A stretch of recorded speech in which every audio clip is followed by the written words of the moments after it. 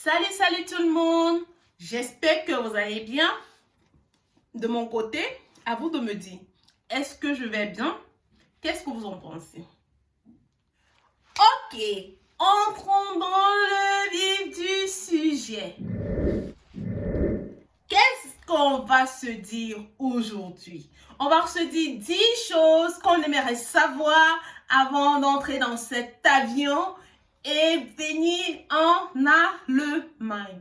Quelles sont ces 10 choses qu'on aimerait savoir? J'ai juste pris 10 choses au hasard, des trucs qui m'ont un peu surpris moi, et j'ai dit bon, je vais partager ça un peu avec vous.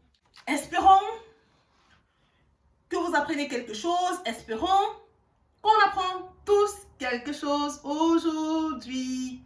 Bon, la première des choses, on doit retenir toujours avoir un minimum de connaissances de langue avant de venir en Allemagne. J'ai des gens qui me demandent, est-ce que je suis obligée d'apprendre la langue pour venir en Allemagne? Est-ce que on n'a pas besoin d'être excité et courir pour venir?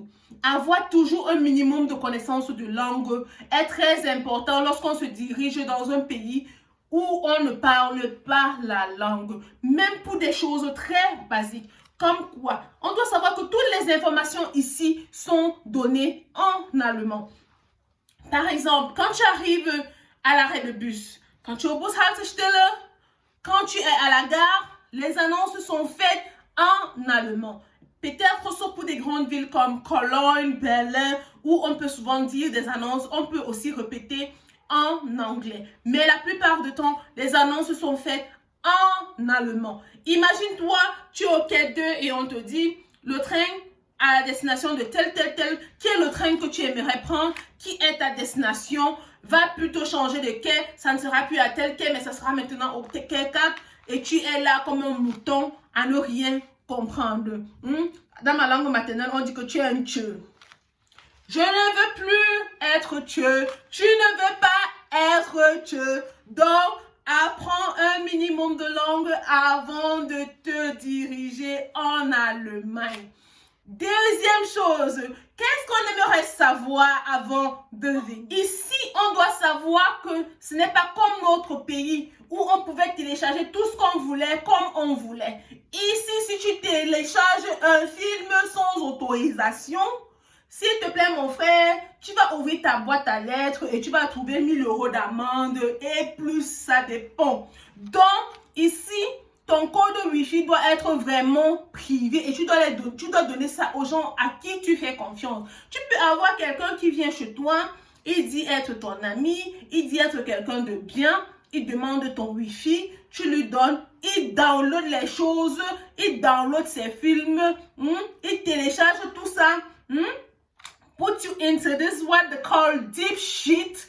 Et maintenant, il sort. Le lendemain, qu'est-ce que tu vois dans ta boîte à lettres? Une amende que tu as téléchargé ceci ou cela. Donc, ce qu'on doit savoir, c'est quoi? Ne pas télécharger n'importe quoi. On doit toujours se rassurer que ce qu'on télécharge est gratuit pour ne pas se retrouver dans les problèmes. Parce qu'on doit savoir ici que la loi, elle est lente, mais elle agit tôt ou tard. Elle peut prendre autant de temps. Donc, tu dois savoir ça. L'allemand est trop lent. Il prend son temps, mais il finit toujours par agir. Toujours par agir. Donc, c'est ce qu'on doit noter. Qu'est-ce qu'on doit savoir avant de prendre l'avion? On doit savoir que le dimanche est fermé. C'est mort. Oh mon Dieu, je me rappelle, j'ai failli mourir de faim. Je me disais, c'était comme chez moi où c'est le dimanche où on décidait de faire le marché de la semaine. C'est le dimanche où on décidait de faire tout le shopping qu'on avait à faire. Parce que le samedi, on gardait ça pour d'autres njoka. Puisque déjà en semaine, tu es à l'école. Le samedi, tu gardes ça pour d'autres njoka. Et le dimanche, maintenant, tu te dis que tu vas maintenant sortir, faire les courses, acheter ce qui te manque. Si c'est comme ça, non. Si quand tu arrives en Allemagne, non. Et que tu as prévu ça comme ça, non. Ouais. Tu vas toi mourir de faim, non. heureusement qu'on ne meurt pas de faim à cause d'un seul jour, mais tu vas boire l'eau le jour là, tu vas se mettre entrer dans le régime. Parce qu'à ma grande surprise, j'avais conservé moi que dimanche, je m'avais fait mes courses. Dès que je sors, c'était comme si on était à la morgue. Do you know a graveyard? Do you know? Hein? Comme ça, c'était exactement comme ça. On était au cimetière. On était au cimetière, donc tout est calme. Les Allemands appellent ça Ruhetag. C'est le jour qu'on se repose. Et c'est comme ça va de même. Tu ne peux pas tondre ton gazon le dimanche. C'est le Ruhetag. Il ne faut pas les bruits. Ça, c'est nuisance. Nuisance. Et seulement à cause de ça. Donc, si tu es toujours en train de nuire, fais le bruit. Seulement à cause de ça. Tes voisins peuvent faire une pétition contre toi et tu perds ta maison. Donc, pas de nuisance sonore. Comme nous, là, on connaît seulement faire le boum, boum, boum, boum, boum, boum, boum, boum, boum, boum, boum, boum, boum. Hein? Ici, ici, c'est comme ça. Yes. Yes. Oui, ici, tout est calme le dimanche. On ne veut pas de bruit. En semaine aussi, il y a des heures. Là, je crois dans chaque contrat de bail, on vous spécifie toujours ça. On vous dit par exemple que il faut, à partir de 22 heures, il ne faut plus faire les bruits. Et si tu nuis à ton voisin, ne t'étonne pas que tu peux payer ton loyer, tu peux tout faire, mais on te déloge toujours. Donc, on doit garder ça en tête. Don't do as you want because you are in their ship. So, you have to ride with their laws. Et oui, c'est comme ça. On n'y peut rien. On n'y peut rien. C'est comme ça. Qu'est-ce qu'on doit savoir? On doit savoir aussi qu'il y a cette assurance à responsabilité limitée, Haftpflichtversicherung, qui est une assurance vraiment moins chère que tu peux contracter et tu ne payes pas un. Et toujours bien se renseigner, il y en a plusieurs qui coûtent assez moins cher parce que tu peux détruire la chose de quelqu'un ou peut-être tu peux avoir ta maison qui est endommagée par l'eau ou des petits dégâts que tu ne pouvais pas prévenir. Et ça, l'assurance va pouvoir t'aider à payer. Si peut-être tu endommages la chose de quelqu'un, cette assurance va permettre de payer cela. Donc, c'est un peu ça. Toujours payer ce Haftpflichtversicherung. C'est très important pour nous-mêmes. Il y a aussi l'assurance peut-être de la maison. Pour nous, c'est pas trop important parce qu'on n'a pas une maison, on loue juste un appartement là. Et sauf si c'est la malchance avant que ton appartement va brûler, ça arrive un cas sur 1000. Donc, il faut vraiment être malchanceux pour que ça tombe sur soi. Je crois l'assurance la plus importante qu'on doit retenir ici, c'est le Haftpflichtversicherung. Donc, l'assurance à responsabilité limitée. Il faut programmer la recherche de l'appartement où tu vas vivre avant d'arriver sur le territoire. Parce que, comme je l'ai dit dans une vidéo, avoir un appartement en Allemagne, c'est... Donc, avoir un job est plus facile qu'avoir un appartement. Donc, toujours programmer qu'on doit commencer les recherches d'où on va vivre avant de venir en Allemagne. C'est un conseil qui n'est pas obligé d'être considéré. Donc, même si c'est que tu vas vivre chez quelqu'un, déjà, il faut déjà savoir qu'il y a les Studentenwerk où tu peux déjà faire une demande de chambre pour un futur proche. Pas seulement se dire que tel m'a reçu parce que tu ne sais pas. Je ne veux pas dire du mal des gens qui reçoivent ici, mais on sait tous ce qui peut se passer. Le début est sucré, mais la fin, no one knows. En Allemagne, on doit savoir que il y a des endroits où on ne peut pas pédaler le vélo à n'importe quelle heure. Toujours lire les plaques. Toujours lire les plaques. Si c'est que tu es autorisé à pédaler le vélo dans cette zone. Et si oui, de quelle heure à quelle heure? Parce que tu seras amendé. Toujours traverser la lumière quand c'est au vert. Parce que si on t'attrape, tu seras amendé. Donc, c'est un peu ce qu'on doit retenir. Ce n'est pas comme chez nous où c'était du laisser aller et on faisait tout ce qu'on voulait. Non. Ici, c'est la loi. C'est la loi. Et oui, c'est la loi. On n'y peut rien. Moi, je trouve ça bien de toutes les façons. Moi, je ne me plains pas. Moi, j'ai aimé. Moi, j'ai aimé. J'ai beaucoup aimé. Pas comme moi, quand je suis rentrée dans mon pays d'origine, je ne savais même plus comment on fait pour traverser la route. Parce que là, non, j'avais déjà perdu les bons réflexes d'avant. Je me disais, que là, j'attendais. J'ai oublié que si j'attends que je vais traverser au feu de piéton, maman, je vais attendre là-bas toute la vie. Donc, là-bas, c'est chacun pour soi, Dieu le pousse. Tu te cherches et tu traverses. Mais ici, non, tu attends. Quand c'est vert, les voitures vont s'arrêter et tu peux traverser. Personne ne va te bousculer. Personne. Je crois qu'on a déjà parlé de World Tight. Donc, à partir de 22h, la plupart du temps, il ne faut plus faire de bruit. Moi, je conseille toujours quoi? Il ne faut pas avoir des idées préconçues. C'est de toutes les façons, on arrive dans un nouveau pays.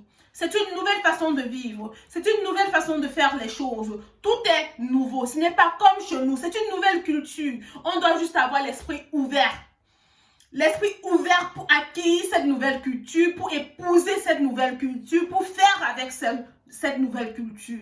Donc, avoir l'esprit ouvert, c'est ce que je vous conseille, de ne pas avoir des idées préconçues. Il y a un autre truc que j'aurais aimé savoir. Quand on vient chez toi, on sonne à ta porte et on te dit voici un Angebot, c'est juste dire oui, ce n'est pas difficile. Ou quand tu appelles le téléphone, voici un Angebot, tu dois juste dire oui, ce n'est pas un problème. Si tu ne veux pas le contrat, après on va annuler. Oh, on te dit les beaux mots.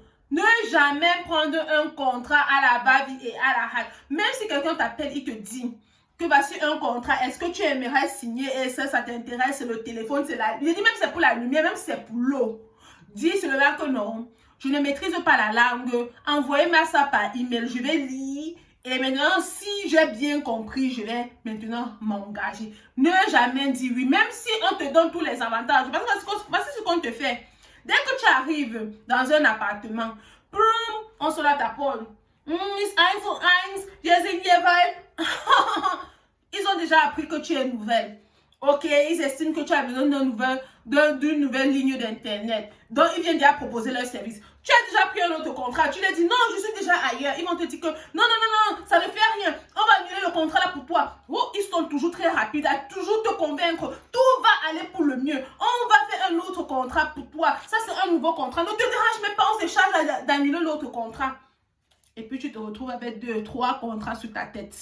Et qui paie? Toi. Ne paye pas alors. Tu vas te payer. Tu as signé ou tu n'as pas signé. Tu as signé alors ou tu n'as pas signé le contrat.